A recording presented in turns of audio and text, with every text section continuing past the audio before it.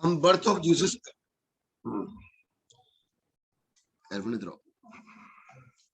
Got it पे कर दें।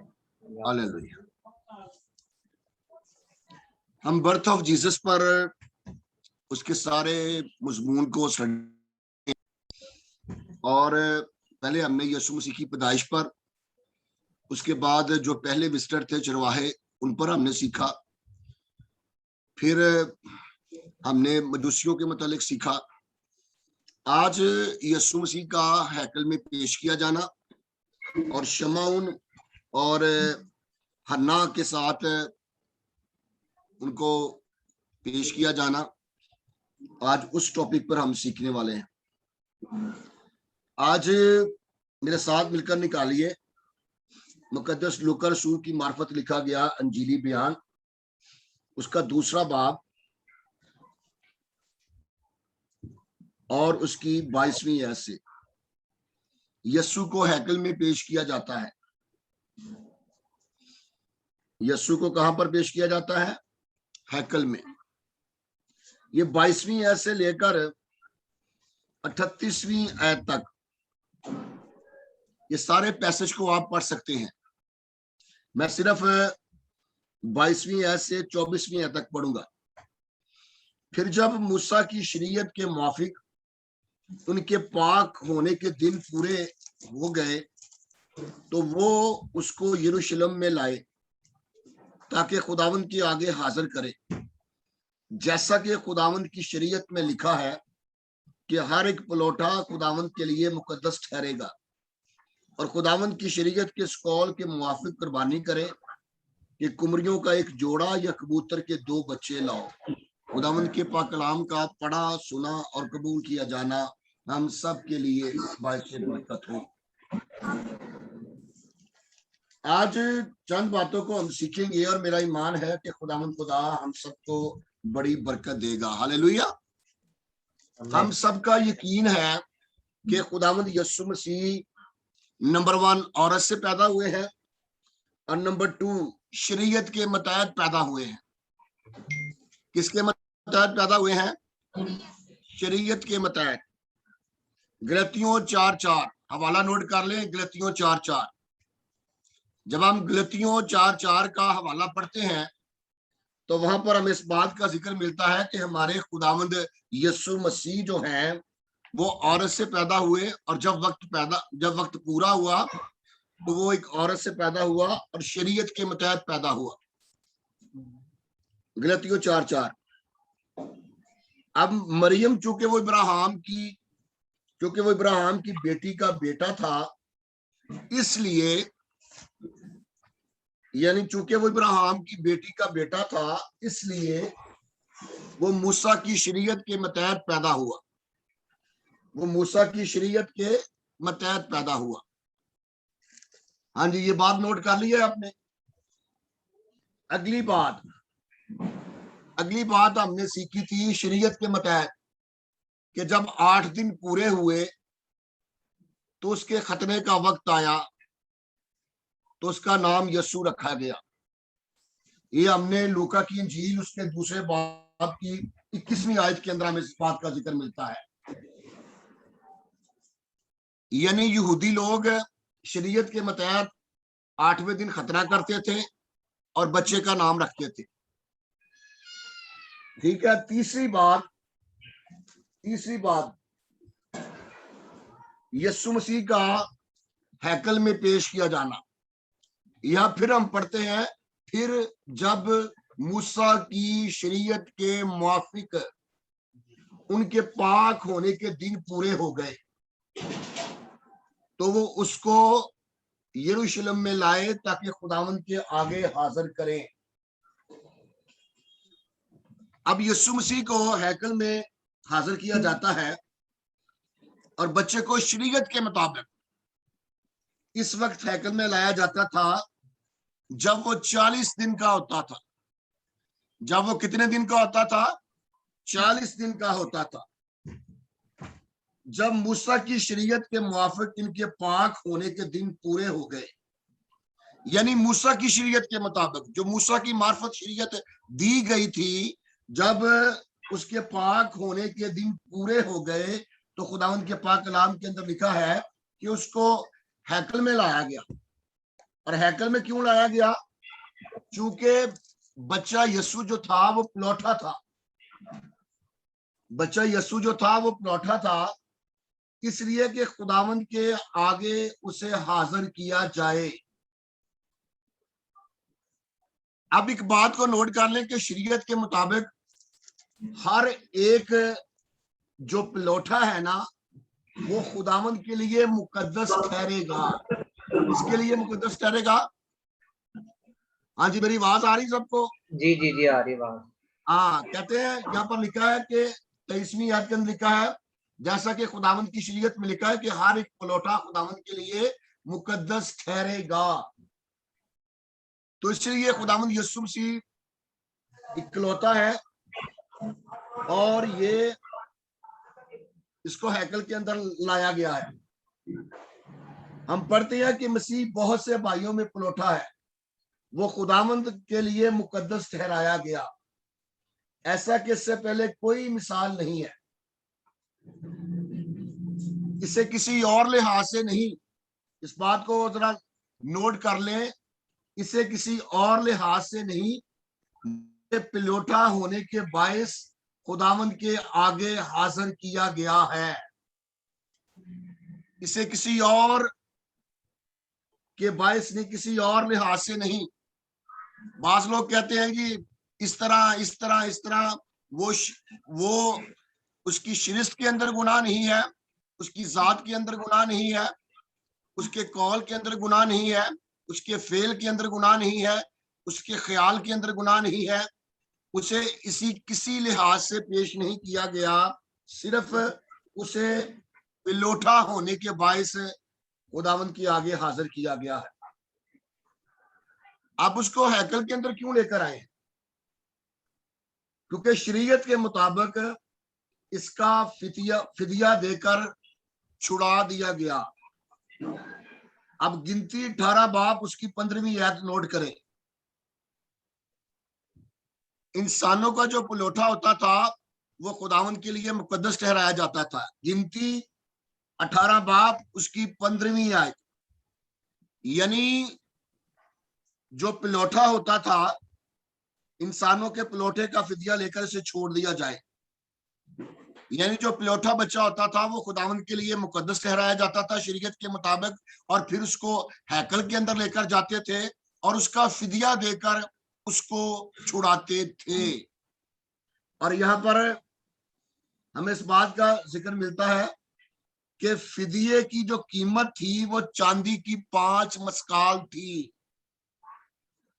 फिदिये की जो कीमत थी, यानी पलौठे के फिदिये की जो कीमत थी वो की 5 मस्काल थी। अहबार 27 बाप उसकी 6ठी आयत नोट कर ले। अहबार 27 बाप उसकी 6ठी आयत और गिनती 18 बाप उसकी 16वीं आयत। अहबार 27 बाप उसकी 6ठी आयत और गिनती 18 बाप उसकी 16वीं आयत। यहां पर लिखा है कि फिदिये की जो कीमत थी वो चांदी की 5 मस्काल थी। लेकिन अगर वालदान गरीब हो तो काहिन को इजाजत थी कि कम ले ले या बिल्कुल कुछ ना ले, लेकिन काहिन को इजाजत थी अगर वालदान गरीब हो तो काहिन को इजाजत थी कि कम ले ले या बिल्कुल कुछ ना ले। और हम पढ़ते हैं कि मां अपना हदिया लाई। आप सबको आवाज आ रही है? जी जी जी जी जी। हाँ जी, हम पढ़ते हैं कि मां अपना हदिया लाई। और हदिया क्या लाई है? खुदावंद की शरीयत के कौल के मुवाफिक, यानी मुकस्सा मरियम और यूसुफ एक गरीब खानदान से उनका तल्लक था। और वो क्या हदिया लाए हैं? वो कुमरियों का एक जोड़ा या कबूतर के 2 बच्चे लाना जरूर था। जो गरीब लोग होते थे वो कुमरियों का एक जोड़ा, इस बात को नोट कर ले, या कबूतर के 2 बच्चे लाना उनके लिए जरूरी था, या वो कबूतर के 2 बच्चे ले आते थे या वो कुमरियों का जोड़ा ले आते, दोनों में से एक चीज ले आते थे। और हम यहाँ पर पढ़ते हैं कि लिखा हुआ है कि 24वीं आयत में, और खुदावन की शरीयत के इस कौल के मुवाफिक कुर्बानी करें कि कुमरियों का एक जोड़ा या कबूतर के 2 बच्चे लाओ। अब माँ उसे क्या लाई है, अब सुन ले, ये जो कुमरियों का एक जोड़ा है, ये कबूतर के जो दो बच्चे होते थे। अब जो अमीर लोग होते थे, जब अमीर लोग अपने बच्चे का फिदिया देने के लिए हैकल के अंदर आते थे, तो वो सौख्तरी कुर्बानी के लिए और खता की कुर्बानी के लिए 2 बर्रे लाते थे। कितने बर्रे लाते थे? 2 बर्रे। एक सौख्तरी कुर्बानी के लिए बर्रा लाते थे और एक खुदा की कुर्बानी के लिए बर्रा लाते थे। लेकिन यहां पर हमें इस बात का जिक्र मिलता है कि मुकस्सा मरियम और यूसुफ गरीब है और वो बर्रे की कीमत अदा करने का उनके पास रुपया पैसा नहीं है, इसलिए वो 2 कुमरियां लाई। इसलिए वो क्या लाई है? 2 कुमरियां लाई है। इस बात को नोट कर ले, एक सौख्तरी कुर्बानी के लिए, एक कुमरी सौख्तरी कुर्बानी के लिए और दूसरी खता की कुर्बानी के लिए। दूसरी खता की कुर्बानी के लिए अहबार 12 बाब उसकी 6 से 7वीं आयत के अंदर इसका जिक्र है। अहबार 12 बाब उसकी 6 से 7वीं आयत तक। मैं फिर इसको रिपीट कर रहा हूं, अगर कोई अमीर होता था तो वो 2 बर्रे लाता था, एक खता की कुर्बानी के लिए और एक सौख्तनी कुर्बानी के लिए। और अगर कोई गरीब होता था तो वो 2 कुमरियां या 2 कबूतर के बच्चे लाता था, एक सौख्तनी कुर्बानी के लिए और एक खता की कुर्बानी के लिए।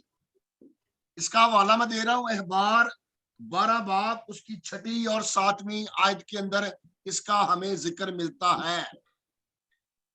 अब इस बात को नोट कर ले, खता की कुर्बानी के लिए यीशु मसीह जो है, मसीह खुदावंद यीशु मसीह, इसको नोट कर ले, खुदावंद यीशु मसीह दूसरों की मानद, खुदावंद यीशु मसीह दूसरों की मानद ना गुनाह की हालत में पेट में पड़ा है। ये नोट कर ले, खुदावंद यीशु मसीह दूसरों की मानद ना गुनाह की हालत में पेट में पड़ा है। और नंबर 2, ना गुनाह की हालत में पैदा हुआ है, ना वो गुनाह की हालत में पैदा हुआ है। बस तो सुनील साहब, ये 2 पॉइंट बड़े अहम पॉइंट हैं, ये बच्चों से पूछ ले, इन्होंने नोट कर लिया। नंबर 1 पहला पॉइंट है, मसीह दूसरों की मानद ना गुनाह की हालत में पेट में पड़ा है। और नंबर 2, ना गुनाह की हालत में पैदा हुआ है।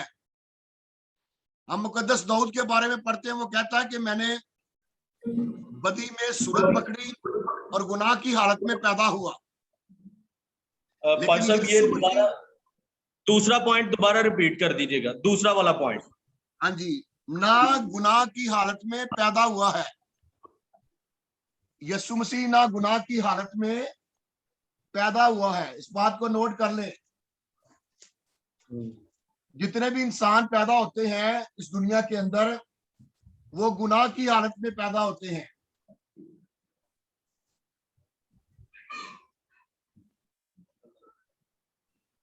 आप एक हवाला नोट कर ले, ज़बूर 51 उसकी 5वीं आयत।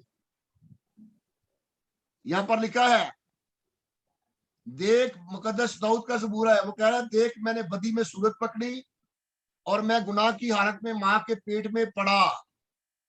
देख मैंने बदी में सूरत पकड़ी और मैं गुनाह की हालत में पेट में पड़ा। लेकिन हम जिस यीशु की इबादत करते हैं, ना वो दूसरों की मानद गुनाह की हालत में पेट में पड़ा है और ना गुनाह की हालत में पैदा हुआ है। ये बड़ा अहम और खास नुक्ता है। अक्सर लोग इतराज करते हैं कि यीशु अगर गुनाह की हालत में पेट में नहीं पड़ा तो वो खता की कुर्बानी क्यों लेकर मां आई है। उसका जवाब ये है, चूंकि वो शरीयत के मुताबिक पैदा हुआ है और इसलिए उसने शरीयत को पूरा किया है। चूंकि वो शरीयत के मुताबिक पैदा हुआ है और इसलिए उसने शरीयत को क्या किया है, पूरा किया है। और हम पढ़ते हैं कि उसने मुकद्दस यूहन्ना से कहा था, बपतिस्मा देने वाले से, कि हमने इसी तरह सारी रास्तबाजी को पूरा करना मुनासिब है। आमीन। हालेलुया। ये बड़ा अहम पॉइंट था। फिर रिपीट कर रहा हूं, मसीह दूसरों की मानत ना गुनाह की हालत में पेट में पड़ा है, और नंबर 2 ना गुनाह की हालत में पैदा हुआ। चूंकि वो शरीयत के मुताबिक पैदा हुआ है इसलिए उसने शरीयत को पूरा किया है। शरीयत कहती है कि बच्चे का खतना, उस यीशु का खतना भी हुआ है। शरीयत कहती है कि 40 दिन के बाद बच्चे को हैकल के अंदर लाया जाए, वो उसको हैकल के अंदर लाया गया है जब तहारत के दिन पूरे हो जाए। पंजाबी च कहते हैं जिवें छिला पूरा हो जाए तो फिर बच्चे नूं चर्च लिया बंदा लैके आउंदा है। इसी तरह यीशु को भी चर्च के अंदर लाया गया है। और फिर हमने इस बात को सीखा कि वो उसको फिदिया देकर छुड़ाया गया है, और फिदिये की जो कीमत होती थी वो 5 मस्काल होती थी। और फिर हमने इस बात को सीखा कि जो अमीर आदमी थे वो बर्रे की कुर्बानी लेकर आते थे, एक सौख्तरी कुर्बानी के लिए और दूसरी खता की कुर्बानी के लिए। लेकिन मरियम और यूसुफ अमीर नहीं थे, और वो क्या ले हैं, कुमरियों का जोड़ा या कबूतर के 2 बच्चे वो लेकर आए हैं, एक सौख्तरी कुर्बानी के लिए और एक खता की कुर्बानी के लिए। और इसीलिए पाकला दौलतमंद था और हमारे लिए क्या बन गया, गरीब बन गया। हालेलुया। हालेलुया। ये पॉइंट सारे क्लियर हो गए। अगर किसी ने कोई आगे हम चलते हैं, आगे लिखा है, और देखो यरूशमाउन नाम एक आदमी था और वो आदमी रास्तबाज और खुदा तरस और इसराइल की तसल्ली का मुंतजर था, और रूल कुद्दस उस पर था। से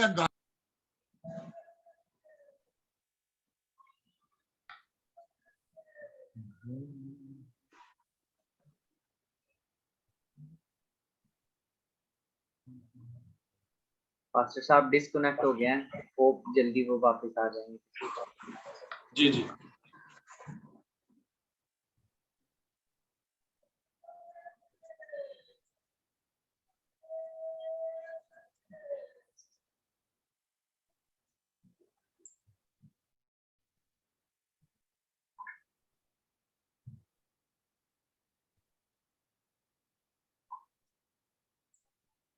ये रामिया अशरफ कौन है सिस्टर, आप कहाँ से हैं?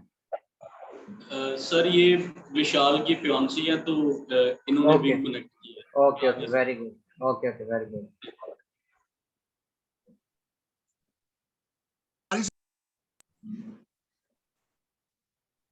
हेलो, आवाज आ रही मेरी? जी जी आ रही है जी जी आवाज। सॉरी, जरा नेट का मसला हो गया था। सर। अच्छा, अब हम आगे चलते हैं, और एक शख्सियत है जिसका नाम शमाउन है। हम यहाँ पर पढ़ रहे थे 25वीं आयत, इसका हमें जिक्र मिलेगा आपको 35वीं आयत। 10 आयात जो है वो शमाउन पर लिखी गई है। 10 आयात दूसरे बाब की शमाउन पर लिखी गई हैं। पहले चरवाहों के बाद शमाउन के बाद हन्ना, और हन्ना के बाद फिर मजूसी। ये बर्थ ऑफ जीसस में इन तमाम रोलों का बहुत ज्यादा किरदार है। अब यहां पर लिखा है कि शमाउन नाम एक आदमी, उसको नबूवत की रूह अता हुई थी। अब फिर लिखा है वो रास्तबाज है, फिर लिखा है वो खुदा तरस था। अब इस बात को जरा नोट कर ले, रास्तबाज और खुदा तरस। रास्तबाज और खुदा तरस यानी नंबर 1, लोगों से रास्ती और इंसाफ से पेश आता था। खुदा तरस, रास्तबाज का मतलब है लोगों से रास्ती और इंसाफ से पेश आता था। और नंबर 2 खुदा तरस, खुदा से डरता और उसकी इबादत करता था। खुदा से डरता और उसकी क्या करता था? इबादत करता था। ये दोनों खूबियां हमेशा एक साथ होनी चाहिए कि हम खुदा के लोगों से, ये दोनों खूबियां एक साथ होनी चाहिए कि हम खुदा के लोगों से रास्ती और इंसाफ से पेश आए और खुदावन से डरें और उसकी क्या करें? इबादत करें। ये दोनों खूबियां एक लीडर के अंदर, एक खादम के अंदर लाजमी होनी चाहिए। और जिनके अंदर ये दोनों खूबियां होंगी, उनके अंदर खुदा का रूल कुदस उन पर होगा। खुदा का रूल कुदस उन पर होगा। और फिर लिखा है कि वो इसराइल की तसल्ली का मुंतजर था, यानी वो मसीह मौत की आमद का मुंतजर था। और हम पढ़ते हैं, यहां पर पढ़ते हैं कि उसको रूह आई, किससे आगाही हुई थी? रूल कुद्दस से आगाही हुई थी कि जब तक तू खुदावंद के मसीह को देख ना ले, तू मौत को ना देख। कि जब तक तू खुदावंद यीशु मसीह को ना देख ले, खुदावंद के मसीह को, मसाया को, यहूदी मसीह का इंतजार कर रहे थे। और शमाउन को इस बात की नबूवत हुई थी, रूल कुद्दस से आगाही हुई थी कि जब तक तू मसीह को ना देख ले, तू मन था और वो सब्र से इस बात का इंतजार कर। अब लिखा है रूल कुद्दस उस पर था, ना सिर्फ पकीजगी का बल्कि नबूवत का रूह उस पर था। जब आप पकीजा होते हैं, खुदा के साथ साथ चलते हैं, तो फिर खुदा का रूल कुद्दस आप पर नाजल होता है, आप पर आता है। जब हम यीशु पर ईमान लाते हैं तो हमें इस बात का नए यादनामे के अंदर जिक्र मिलता है कि फिर रूल कुद्दस हमारे अंदर आता है और फिर वो रूल कुद्दस से भर गया। और उसे आगाही क्या हुई थी कि जब तक तू खुदावंद यीशु मसीह को ना देख ले, तू मौत को नहीं देखेगा। अब पाक कलाम के अंदर लिखा है कि जैसे ही मुकद्दस यूसुफ और मरियम यीशु को लेकर हैकल के अंदर आती है, तो रूल कुद्दस से गाइड करता है कि मसीहा हैकल के अंदर आ गया है, जिसका तू इंतजार कर रहा था। और पाक कलाम के अंदर लिखा है कि वो हैकल के अंदर आ जाता है। और जब वो हैकल के अंदर आ जाता है, तो पाक कलाम के अंदर हमें इस बात का जिक्र मिलता है। हाँ जी,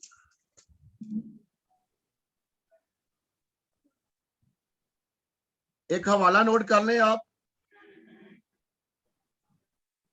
मिलाकी की किताब के अंदर हमें इस बात का जिक्र मिलता है, क्योंकि खुदावन जिसके तुम तालब हो, नागहा अपनी हैकल में आ मौजूद होगा।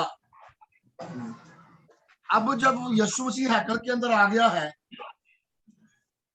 तो बड़ी जबरदस्त बात है कि उसने यीशु को गोद में लिया है। नंबर 1, यीशु को क्या क्या किया? उसने गोद में लिया है। आयत नंबर 27वीं, आयत नंबर 27वीं जरा पढ़े, मैं पढ़ने लगा हूं। वो रूह की हदायत से हैकल में आया। किसकी हदायत से हैकल में आया? रूह की हदायत से। उस पर रूल कुद्दस था। जिन पर रूल कुद्दस होता है, पर रूल कुद्दस उन्हें आगाह भी करता है, उन्हें गाइड भी करता है, उन्हें बताता भी है। और वो रूल कुद्दस की हदायत से हैकल में आया। और जिस वक्त माँ बाप उस लड़के यीशु को अंदर लाए ताकि उसके लिए शरीयत के दस्तूर पर अमल करें, तो उसने उसे अपनी गोद में लिया, यीशु को अपनी गोद में लिया। और अगली बात है, और खुदा की हम्द करके कहा। किसकी हम्द की है? खुदा की हम्द की है। अब उससे कहा गया था कि तू मसीह को देखेगा, लेकिन कितनी बरकत बात है कि मसीह उसकी गोद में आ गया है। हालेलुया, मसीह उसकी गोद में आ गया है। हालेलुया। और अब उसके मुंह के अल्फाज ना सुने।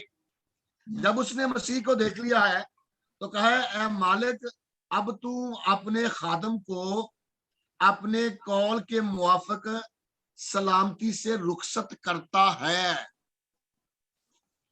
इस बात को नोट कर ले, सलामती से क्या करता है? रुखसत करता है।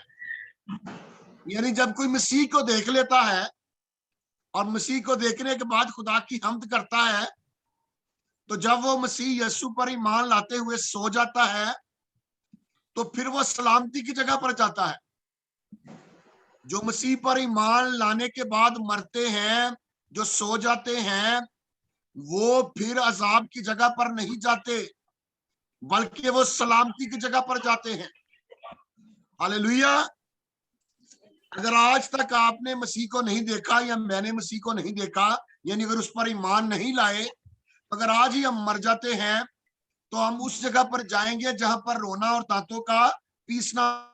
लेकिन अगर हमने यीशु मसीह को देख लिया है, उस पर ईमान ले आए हैं, तो फिर हम उस जगह पर जाएंगे जहां सलामती है, वहां पर रोना और दांतों का पीसना नहीं है। और अगली बात उसने बड़ी जबरदस्त बात कही। अगली बात उसने कहा, क्योंकि मेरी आंखों ने तेरी निजात क्या कर ली है? देख ली है। हालेलुया। मेरी आंखों ने तेरी निजात क्या कर ली है? देख ली है। अब कितनी जबरदस्त बात है। उसने इस बात का इकरार किया है, इस बात को सुन ले, उसने इस बात का इकरार किया है कि जो बच्चा मेरी गोद में है वो मुनजी है, वो निजात देने वाला है, वो खुद निजात है, यीशु खुद निजात है। हालेलुया। वो कह रहा है कि जो बच्चा मेरी गोद में है वो क्या है? वो निजात दींदा है, वो खुद निजात है। और तेरी निजात यानी जो निजात तूने मुकर्रर की है, जो निजात तूने मुकर्रर की है, जो निजात तूने तैयार की है, उस निजात को यानी मसीह को मैंने देख लिया है। फिर इस बात को नोट कर ले, तेरी निजात यानी जो निजात तूने मुकर्रर की है और जो तूने तैयार की है। इंसान अपने कामों से निजात नहीं खरीद सकता। इंसान को निजात बख्शिश के तौर पर दी गई है, और इसको तैयार करने वाला कोई इंसान नहीं है, बल्कि इसको तैयार करने वाला खुदा है। बागे अदन के अंदर इंसान को जो कपड़े चमड़े के कुर्ते पहनाए गए थे, वो इस बात का सबूत थे कि खुदा तेरे लिए रास्तबाजी और नजात का लिबास तैयार करेगा। तुझे रास्तबाजी का खिल्लत खुदा की तरफ से पहनाया जाएगा। इंसान ने खुद अंजीर की लुंगियां बनाई, लेकिन वो सूखती थी, वो खत्म हो जाती थी। लेकिन यीशु मसीह वहां पर एक बर्रा कुर्बान किया गया और उसके चमड़े के कुर्ते इंसान को पहनाए गए, जो इस बात का सबूत थे कि एक दिन खुदा का बर्रा आएगा और वो तेरे लिए सलीब पर कफारा देगा, और उस कफारे की वजह से तुझे रास्तबाजी का खिल्लत यानी रास्तबाजी का लिबास पहनाया जाएगा। इसीलिए नए अहदनामे के अंदर पौलुस रसूल कहता है कि खुदावंद यीशु मसीह को पहन लो। खुदावंद यीशु मसीह को क्या कर लो? पहन लो। यानी यीशु को पहन लेना निजात को पहन लेना है। हालेलुया। यीशु को पहन लेना, किसको पहन लेना है? नजात को पहन लेना है। हालेलुया। आमीन। अब अगली बात जो बड़ी जबरदस्त बात है, अब अगली बात वो कहता है, सुनिए इस बात को, वो कहता है जो तूने सब उम्मतों के रूबरू तैयार की है। नंबर 1, यीशु मसीह नजात दहिंदा है, और यीशु मसीह सिर्फ यहूदियों के लिए नहीं है, बल्कि सब उम्मतों के लिए यीशु को भेजा गया है। यूहन्ना 3:16 में लिखा है, यूहन्ना की इंजील 3:16 में लिखा है, क्योंकि खुदा ने दुनिया से ऐसी मोहब्बत रखी कि उसने अपना इकलौता बेटा बख्श दिया, ताकि जो कोई यीशु आलमगीर है, उसकी दावत भी आलमगीर है, उसकी नजात भी आलमगीर है, उसका कफारा भी आलमगीर है। वो सबके लिए है, वो सबके लिए है, सारी उम्मतों के लिए है। वो मशरक का है, वो मगरब का है, वो शमाल का है, वो जनूब का है। उसका जो नजात है वो सबके लिए है। यीशु सबके लिए है, यानी वो नजात जो तूने सब उम्मतों के रूबरू तैयार की है, ताकि गैर कौमों को रोशनी देने वाला नूर, ताकि गैर कौमों को रोशनी देने वाला नूर। यीशु गैर कौमों को देने वाला नूर है। हमने पाक कलाम के अंदर पढ़ते हैं कि जो मौत और तरीकी के साए के अंदर बैठे थे, उन्होंने एक बड़ी रोशनी देखी, और यीशु ने कहा कि दुनिया का नूर मैं हूं। यीशु ने गैर कौमों को रोशनी के अंदर लेकर आया, और इसलिए यीशु ने कहा कि मैं दुनिया का नूर हूं। और फिर यीशु ने शागिर्दों से कहा, तुम दुनिया के नूर हो। आज वह मुझसे और आपसे कह रहा है कि तुम दुनिया के नूर हो। इस रोशनी के पैगाम को, इस नजात के पैगाम को, इस नूर के पैगाम को गैर कौमों तक लेकर जाओ। और फिर लिखा है, और तेरी उम्मत इस्राइल का जलाल बने। किसका जलाल बने? तेरी उम्मत इस्राइल का जलाल बने, यानी यीशु मसीह नूर है। अब इस बात को, एक और बात मैं ऐड करने लगा, उसको नोट कर ले। जो यीशु मसीह है वो यहूदी क्षमादान में क्षमा नहीं है। इस बात को नोट कर ले, बड़ी अहम बात है। आपको पता है कि हैकल के अंदर एक क्षमादान होता था और उसके ऊपर क्षमा रखी होती थी। यीशु मसीह यहूदी क्षमादान नहीं है, बल्कि वो आफताबे सदाकत है। वो सदाकत का, सच्चाई का सूरज है। हालेलुया। वो आफताबे क्या है? सदाकत है। वो कलीसिया के लिए बरकत है, वो गैर कौमों के लिए बरकत है। और यहाँ पर तेरी उम्मत इस्राइल का जलाल है, यानी जो इस्राइल, यानी वाकई रूहानी इस्राइल है, वो हकीकतन उनका जलाल है और ताअबद रहेगा। और यीशु के वसीले से लोग जलाल पाएंगे। आमीन, आमीन, के हालेलुया। वसीले से लोग जलाल पाएंगे। यीशु मसीह के वसीले से लोग जलाल पाएंगे।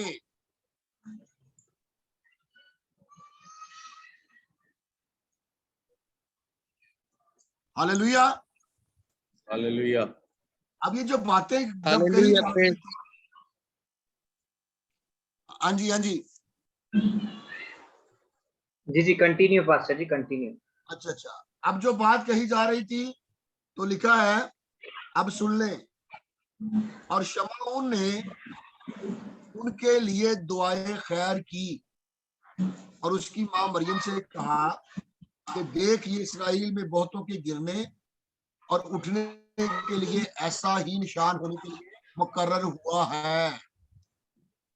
अब शमऊन ने जो दुआएं खैर की है, इस बात को बड़ा नोट कर ले, ये बड़ा खास अहम पॉइंट है। वो बच्चे यीशु के लिए नहीं की, क्योंकि मखलूक कभी भी खालिक को दुआए खैर नहीं दे सकती। शमाउन क्या है? वो एक मखलूक है, और यीशु क्या है? वो खालिक है, वो खुदा है। उसने मां मरियम के लिए दुआ की है, उनके लिए दुआए खैर की, और उसकी मां मरियम से कहा ये इसराइल में बहुतों के गिरने और उठने के लिए और ऐसा निशान होने के लिए मुकर्रर हुआ है जिसकी मुखालफत की जाएगी। अब उसने कहा कि यह निशान ठहराया गया है कि जो यीशु पर ईमान लाएगा वो उनके उठने का सबब ठहरेगा, और जो यीशु पर ईमान नहीं लाएगा वो गिर जाएगा, वो गिरने का सबब होगा, और वो उसकी मुखालफत की जाएगी। उसकी मुखालफत आपको इस बात का पता है कि यीशु की बहुत ज्यादा मुखालफत की गई। बहुत कम इसराइल के लोग यीशु पर ईमान लाए, लेकिन बहुत ज्यादा थे जो यीशु की मुखालफत कर रहे थे। और फिर अगली अहम बात है, लिखा है कि बल्कि खुद तेरी जान भी तलवार से छिप जाएगी, ताकि बहुत लोगों के दिलों के ख्याल खुल जाएं। अब वो कह रहा है कि तेरी जो जान है ये भी तलवार से छिप जाएगी। उसका मतलब है कि यीशु दुख सहेगा। यीशु क्या सहेगा? दुख सहने वाला यीशु होगा, जो दुख सहेगा, बनी नौ इंसान के गुनाहों का कफारा देगा, और फिर इसके वजह से तुझे भी दुख होगा। यानी मसीह के जब बदसलूकी की जाएगी, तो मरियम की जान के लिए यह तलवार थी, और जब वो मसीह की सलीब के पास खड़ी थी तो वो ये सब कुछ देख रही थी, और उसका बातन के अंदर गम था, दुख था।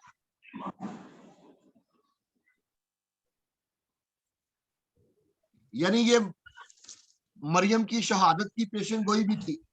बहुत से लोग ख्याल करते हैं कि ये मरियम की शहादत की पेशन गोई थी, कि मरियम भी अंजील की खातर, अंजील की मुनादी की खातर शहीद की जाएगी।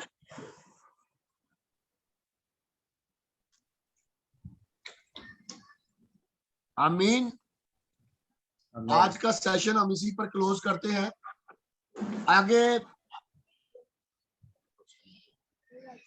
हन्ना का भी पढ़ लेते हैं। अभी 5 मिनट है, 5 मिनट पास्टर साहब 5 मिनट मिल जी सकते जी हैं? 5-10 जी जी जी जी प्लीज प्लीज। यहाँ पर लिखा है, सर कंटिन्यू करें। हाँ जी, आशर के कबीला में से हन्ना नाम फनाउल की बेटी एक नबिया थी, और वो बहुत उम्र सिदा थी, और उसने अपने कुंवारपन के बाद से वो 84 बरस से बेवा थी, और हैकल से जुदा ना होती थी, बल्कि रात दिन रोजों और दुआओं के साथ इबादत किया करती थी। अब यहाँ पर एक खातून का जिक्र हमें मिलता है जो एक नबिया थी। हन्ना नाम फनाउल की बेटी एक नबिया थी। अब इस बात को नोट कर ले कि वो आशर के कबीले में से थी, और वो बहुत उम्र रसीदा थी, और लिखा है वो 84 बरस से बेवा थी, और हैकल से जुदा नहीं होती थी। और पाक कलाम के अंदर लिखा है कि वो रोजों और दुआओं के साथ इबादत किया करती थी। काश कि जो हमारी बहनें वक्त से पहले बेवा हो जाती हैं, वो रोजों और दुआओं के साथ अपनी इबादत करें, ताकि वो अपने बच्चों के लिए भी और अपने खानदान के लिए भी और कलीसिया के लिए भी नमूना बने। वो कलीसिया के लिए भी नमूना बने, और ये नमूना बनी हुई थी। अब एक बात नोट कर लें, ये नबिया थी। ये क्या थी? नबिया थी। ये खादम नहीं थी, ये प्रीस्ट नहीं थी, ये काहिन नहीं थी। नबी के ओहदे में और प्रीस्ट के ओहदे में, काहिन के ओहदे में, पादरी के ओहदे में फर्क है।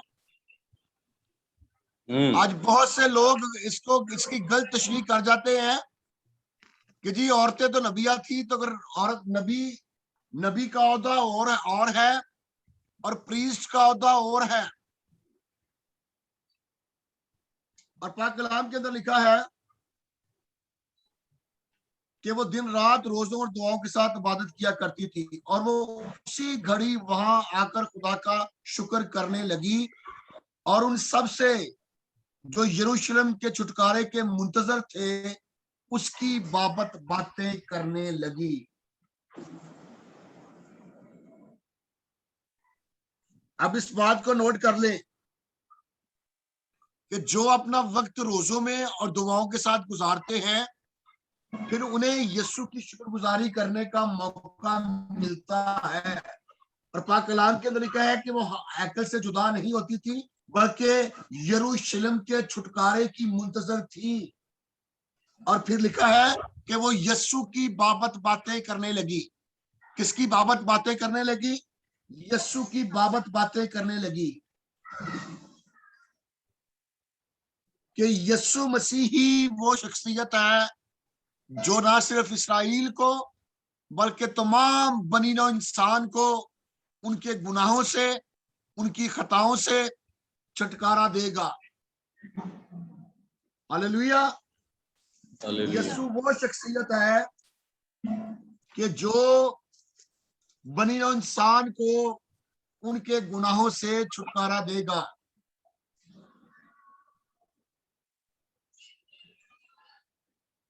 और इस बात के साथ हम इसको क्लोज करने वाले हैं।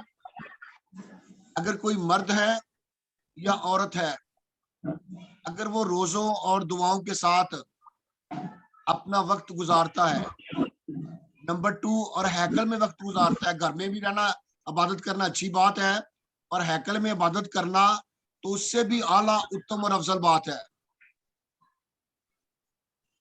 हमें ज़बूरों के अंदर इस बात का जिक्र मिलता है कि खुदा के घर में एक दिन रहना बाहर की जगह पर बादशाहों के महलों के रहने से बहुत बेहतर है। हालेलुया।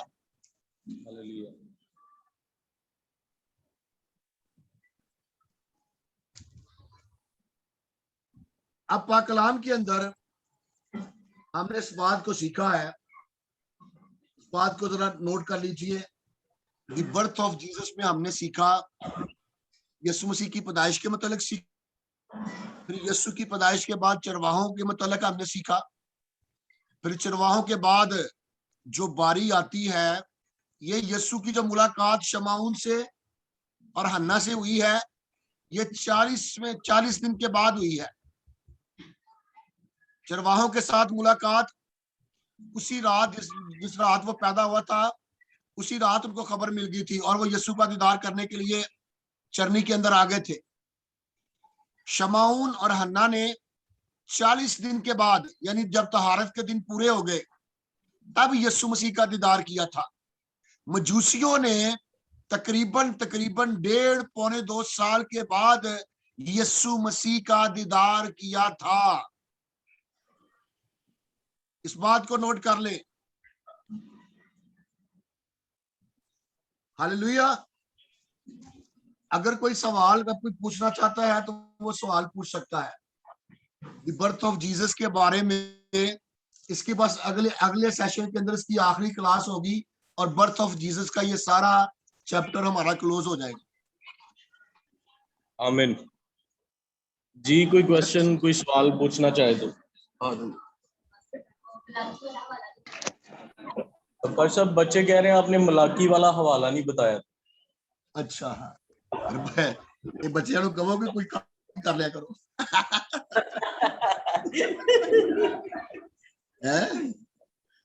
बिल्कुल। जी सर जी। अच्छा सर जी जरा आप कोड करवा देना हवाला। अच्छा, मैं करने लगा। शुक्रिया sir ji, thank you so much.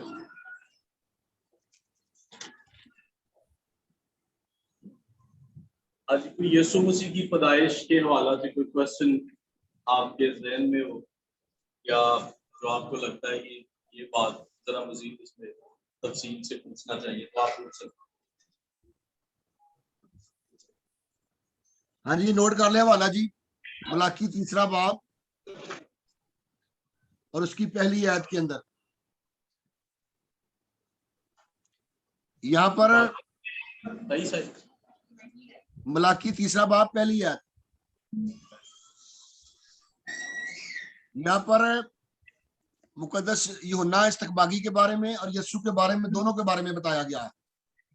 देखो मैं अपने रसूल को भेजूंगा और वो मेरे आगे राह दुरुस्त करेगा, और खुदावंद जिसके तुम तालब हो नागहा अपनी हैकल में आ मौजूद होगा।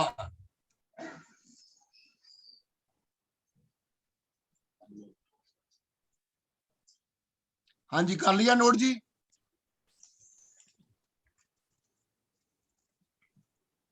हेलो जी सर।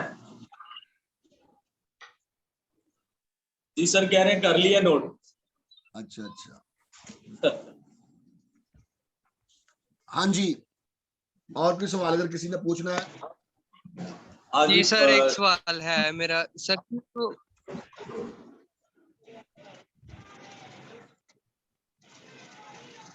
सुनील भाई, एक सवाल था मेरा, आपका भी जी, कोई जी। सवाल है? नहीं हमारा नहीं, आपने स्टार्ट किया, पूछे जरा।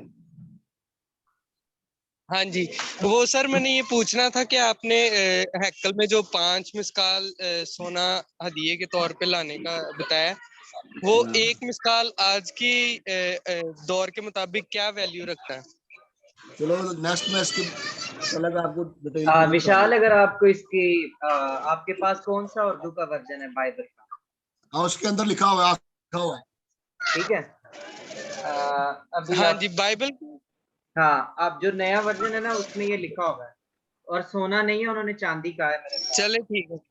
ठीक है। सॉरी सर, सॉरी, चांदी। मैं चांदी। पूछना चाह रहा था कि वैल्यू अगर आज के हिसाब से एग्जैक्ट मिल जाए तो। अगर आप इसको, जिन लोगों के पास नई बाइबल है, नया एडिशन है, वो की बाइबल के एंड में चेक करें, वहां पर लिखा हुआ है ये सारा, बहुत सारी चीजें आपको वहां पर मिल जाएंगी एंड पर नए एडिशन में। जिनके पास नया एडिशन है वो देखे, उसकी बाइबल के एंड पर उस पर लिखा होता है। चले नहीं है, मेरे पास है, मैं नेक्स्ट क्लास में कोशिश करूंगा मिलेगा। अब वो कह रहा है कि जो एक तोला जो सोना होता है ना, वो हम 12 माशे ये, लेकिन यहाँ पर जो एक मस्काल है वो 15 माशे, यानी 1.25 तोला चांदी ओके, के बराबर 15। उसकी कीमत होती थी। अच्छा 1.25 जी, तोला चांदी है ना, जी ठीक हो गया प्रश्न। उसके मुताबिक उसकी कीमत होती जी थी। जी हाँ, 115 ग्राम लिखा हुआ है, राइट पास्टर जी? जी ठीक हो गया, लिख लिया सर मैंने। ठीक है, हाँ जी, लिख लिया सर। चलें, ठीक हो गया। इसलिए स्टूडेंट से दरख्वास्त है कि थोड़ी जी आप भी स्टडी कर लो, थोड़ा आप भी सेक ले लो, हाडी पकाना से सेक ले जाना ਤੁਹਾਨੂੰ ਬਰਕਤਾਂ ਮਿਲਣਗੀਆਂ। ਜਿੰਨਾ ਖੋਦੋਗੇ ਤੁਹਾਨੂੰ ਵੀ ਬਰਕਤ ਮਿਲੇਗੀ। तो पसीना कढो अपना, कोई स्टडी करो। बिल्कुल। आजकल पता क्या होता है कि आपको चीज बताई जाती है ना, तो उसकी आप खुद भी खोज लगाया करें। जब आप उसकी खोज लगाएंगे ना, जब आप उसकी रिसर्च ज्यादा करेंगे, सर्च जब करेंगे। आप उसको पढ़ेंगे, वो आपके लिए बहुत कारआमद होगी। मैं तो लिखवा दूंगा, लेकिन अगर कोई हवाला नहीं लिखवाया जाता तो उसके मुतालिक आप भी खोज किया करें, और खोजने के बाद नहीं मिलता फिर आप हमसे पूछ लिया करें।